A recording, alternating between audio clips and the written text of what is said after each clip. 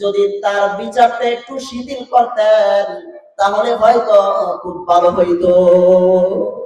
মুহাব্বতের মানুষটাই সুপারিশ করলো, যে মুহাব্বতের মানুষ নবীজির বুকের উপরে উঠা খেলা করে, হযরত উসামা সুপারিশ করলো। আল্লাহর নবী হেলান দেওয়া অবস্থায় ছিলেন, নবীজি লাফ দিয়ে দাঁড়িয়ে গেলেন। নবীজি চিন্তা করলেন এটা তো ওসামার কাজ নয়, এর পিছে সাহাবায়ে কেরামের হাত আছে। আল্লাহর নবী রাগ হয়ে গেলেন, পয়গম্বরের গলার আওয়াজ বড় হয়ে গেল, নবীজির চেহারা লাল হয়ে গেল। হাদিসের মধ্যে আসে আল্লাহর হাবিব সাল্লাল্লাহু আলাইহি ওয়াসাল্লাম যখন রাগান্বিত হতেন তো নবীজির অবস্থা এমন হতো, নবীজির চেহারা লাল হয়ে যেত, যেন আনারের দানা নবীজির চেহারার মধ্যে ছিটিয়ে দেওয়া হয়েছে। আল্লাহর নবী বলেন, ও সাহাবায়ে কেরাম, এক মহিলা চুরি করেছে, এই মহিলার ব্যাপারে তোমরা আমার কাছে সুপারিশ করলা যাতে তার বিচারটা একটু শিথিল করি। আরে লাউ আন্না ফাতিমাতা বিনতা মুহাম্মাদিন সারাকাত লাকাতাতু ইয়াদাহা, আমি মুহাম্মদ আমার কন্যা ফাতিমাও যদি চুরি করত তো আমি তার হাত কেটে আল্লাহর জমিনে ইনসাফ প্রতিষ্ঠা করতাম। এটার নাম হলো ইনসাফ। আল্লাহ তাআলা আদেশ করেন ইনসাফ প্রতিষ্ঠা করো। ইনসাফ রাষ্ট্রীয় জীবনে থাকবে ইনসাফ, তোমার আন্তর্জাতিক জীবনে থাকবে ইনসাফ। ইনসাফ ছাড়া জমিনের মধ্যে শান্তি আসতে পারে না। আর যদি ইনসাফ থাকতো এই জমিনের মধ্যে তাহলে ওই পল্টন ময়দানে গিয়ে আন্দোলন করতে হতো না যে অমুক হত্যার বিচার চাই, বিচার চাই, এই আন্দোলন করতে হতো না যদি ইনসাফ থাকতো। যদি অপরাধী সে কাউকে যদি খুন করত, ইনসাফ অনুযায়ী তাকে খুন করা হবে। ওয়াকাতাবনা আলাইহা ফিহা আন্নান নাফসা বিন নাফস ওয়াল আইনা বিল আইনি। আল্লাহ তাআলা আয়াতের মধ্যে বলতেছেন জানের বদলে জান হবে, নাকের বদলে নাক হবে, কানের বদলে কান হবে। ইনসাফ থাকতে আর ওই পল্টনে গিয়ে আমাদের সেখানে আন্দোলন করতে হতো না সরকারের কাছে যে খুনির বিচার চাই।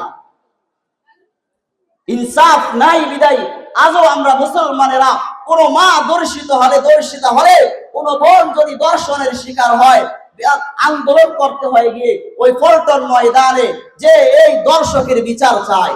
ইনসাফ না থাকার কারণে আমাদের সমাজের মধ্যে অশান্তি। আজ খুনিরা পার পেয়ে যাচ্ছে, দর্শকরা তারা পার পেয়ে যাচ্ছে, একের পর এক শুধু অঘটন এই জমিনের মধ্যে হতেই চলছে। কথা ঠিক কিনা? ইনসাফ কায়েম করতে হবে, ইনসাফ কায়েম করতে হবে।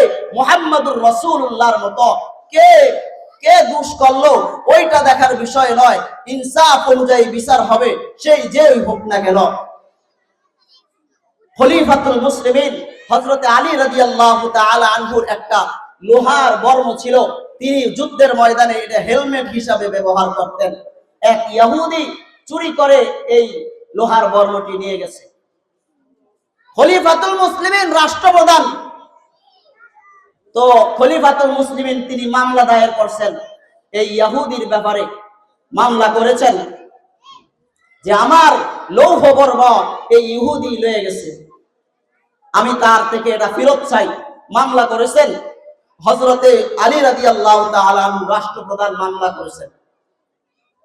তো বিচারপতি ছিলেন প্রধান বিচারপতি কাজী সুরাই, তিনি খলিফাকে আদালতে ডাকলেন এবং ওই ইহুদিকেও তাকেও ডাকলেন। খলিফা হযরতে আলী রাদিয়াল্লাহু তাআলা আনহুকে বললেন আপনার যে লৌহ বর্মটি আপনি এর দলিল পেশ করুন, সাক্ষী পেশ করুন, সাক্ষীকে। তো আলী রাদিয়াল্লাহু তাআলা আনহু তার এক সন্তান আর এক গোলামকে সাক্ষী বানাইছেন যে এরা হলো আমার সাক্ষী, আমার ছেলে হাসান আর এই আমার গোলাম, তারা হলো সাক্ষী, এই লৌহ বর্মটি আমার। ইহুদিকে বলছে তুমি সাক্ষী পেশ করো। ইহুদি সে সাক্ষী পেশ করছে, মিথ্যা দুইজন সাক্ষী সে পেশ করছে। খলিফাকে বলতেছে ও খলিফাতুল মুসলিমিন, আপনি খলিফা হতে পারেন কিন্তু বাবার পক্ষে ছেলের সাক্ষী গ্রহণযোগ্য না। অতএব আপনার ছেলে হাসানের সাক্ষী আপনার ব্যাপারে গ্রহণযোগ্য না। খলিফাতুল মুসলিমিন হযরতে আলী বলেন, তাহলে তো আমার আর কোনো সাক্ষী নাই, আমি আপনার পক্ষে রায় দিতে পারছি না। রাষ্ট্রপ্রধান, আমি আপনার পক্ষে রায় দিতে পারছি না, অতএব আমি বিচার অনুযায়ী, ইনসাফ অনুযায়ী এই লৌহবর্ণ ইয়াহুদির পক্ষে রায় চলে গেল। ইয়াহুদি লৌহবর্ণ পেয়ে গেল। খলিফাতুল মুসলিমিন সাক্ষীর অভাবে বিচারের আদালতে হেরে গেলেন। ইয়াহুদি দেখলেন এটা কেমন ধর্ম, যেই ধর্মের মধ্যে আমার মতো একজন সাধারণ ইয়াহুদি আর একজন রাষ্ট্রপ্রধানকে এক চোখে দেখা হয় বিচারের আদালতে, এটা কোনো সাধারণ ধর্ম নয়। ও আলী, ও খলিফাতুল মুসলিমিন, এই লৌহবর্ণ আপনারই আমি স্বীকার করছি, আমাকে পড়ায়া দেন লা ইলাহা ইল্লাল্লাহু মুহাম্মাদুর রাসূলুল্লাহ। ইয়াহুদি বলতেছে, খলিফাতুল মুসলিমিন, মুসলমান হয়ে গেলাম, লৌহবর্ণ আপনার নিয়ে যান। হযরতে আলী বলতেছেন, না, আমার লৌহবর্ণ দরকার নাই, তুমি আমার মুসলিম ভাই হয়ে গেছো, এই লৌহবর্ণ আমি তোমাকে দিয়ে দিলাম, এই লৌহবর্ণ আমি তোমাকে দান করে দিলাম, তোমাকে হাদিয়া দিয়ে দিলাম, তুমি নিয়ে যাও। এমন ছিল আমাদের সাহাবায়ে কেরামের আদালত, ইনসাফ। এটা হলো ইনসাফ। ইনসাফের বিচার এই জমিনে আজ না থাকার কারণে যত অশান্তি। 2 নম্বরে আল্লাহ তাআলা বলেন, ওয়াল ইহসান, ইহসান করো। ইহসান ইবাদতের মধ্যে ইহসান করো। ইবাদতের মধ্যে ইহসান কিভাবে করব? আল্লাহর রাসূলের কাছে জিবরিল আলাইহিস সালাম আসে, আয়েশা বলতেছে, মাল ইহসান, নবী গো, ইহসান কাকে বলে? ইহসান, আল্লাহর নবী বলেন, আনতা আবুদাল্লাহা কান্নাকা তারাহু ফাইন লাম তাকুন তারাহু ফাইন্নাহু ইয়ারাক। তুমি আল্লাহ তাআলার ইবাদত এমন ভাবে করো যে তুমি আল্লাহ তাআলাকে দেখা দেখা ইবাদত করতেছো, আল্লাহ তাআলাকে দেখা দেখা বলতেছো আলহামদুলিল্লাহি রাব্বিল আলামিন, আল্লাহকে দেখা বলতেছো আর রহমানির রহিম মালিকি ইয়াউমিদ্দিন, আল্লাহকে দেখে দেখে বলতেছো। বলে এটা যদি তোমার পক্ষে সম্ভব না হয় তাহলে এতটুকু তুমি খেয়াল করো যে আল্লাহ তাআলা আমাকে দেখতেছেন, আমি আল্লাহ তাআলার সামনে দাঁড়াইলাম, আমি আহকামুল হাকিমিনের সামনে দাঁড়াইলাম, এটা খেয়াল করো। এটা হলো ইবাদতের মধ্যে ইহসান।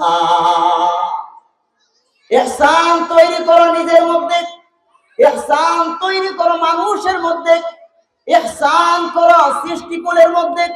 পশু পাখির মধ্যে ইহসান করতে হবে, মানুষের মধ্যে যেমন ইহসান করতে হবে, পশু পাখির মধ্যে ইহসান করতে হবে। ওই দেখো না, ইহসান করার কারণে বনি ইসরাইলের এক বেবিচারী নারী, সে তার সমস্ত গুনাহকে আল্লাহর কাছ থেকে মাফ করিয়ে দিয়েছে। বনি ইসরাইলের নারী রাস্তা দিয়ে হাঁটতেছে, এমন সময় দেখে একটা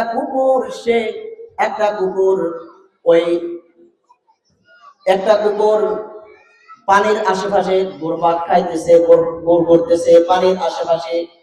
সে পানির তৃষ্ণায় জিহ্বা বের করে দিয়েছে। এমন সময় ওই বেবিচারী নারীর চোখে পড়ে, সে চিন্তা করলো কুকুরটার খুব পিপাসা লাগছে, পায়ের থেকে মৌজা খুলে ওই কুকুরের ওই গুহার মধ্যে, ওই কূপের মধ্যে দিয়ে পানি উঠায়া কুকুরের মুখে দিছে। তো আসমানের মালিক আল্লাহ তাআলার কাছে পছন্দ হয়ে গেছে। আল্লাহ তাআলা বলেন, এ নারী রে, তোর জীবনের সমস্ত জিনার গুনাহ আমি আল্লাহ মাফ করে দিলাম। ইহসান শুধু মানুষের মধ্যে ইহসান করলে হবে না, ইহসান পশু পাখির মধ্যেও আছে। নিজের পিতা মাতার প্রতি ইহসান করা। আল্লাহ বলেন, ওয়াবিল ওয়ালিদাইনি ইহসানা, পিতামাতার প্রতিও ইহসান করো। এই জন্য 3 নম্বর আল্লাহ তাআলা আদেশ করেন ওয়া আতিদাল কুরবা হাক্কাহু। আল্লাহ তাআলা বলেন ওয়াবিল ওয়ালিদাইনি ইহসানা। 3 নম্বরে আল্লাহ তাআলা বলেন তোমার নিকটতম আত্মীয় স্বজনের প্রতি ইহসান করো। এই 3টা আদেশ আল্লাহ তাআলার, আর 3টা নিষেধ আল্লাহ তাআলার, যে হারাম কাজ থেকে, জিনা ব্যভিচার থেকে বেঁচে থাকো এবং অশ্লীল কাজ, অপছন্দনীয় কাজ থেকে বেঁচে থাকো, জুলুম থেকে বেঁচে থাকো। আল্লাহ তাআলা আমাদেরকে এই কথাগুলো বুঝার ও আমল করার তৌফিক দান করুন। ওয়া আখির দাওয়ানা আলহামদুলিল্লাহি রাব্বিল আলামিন।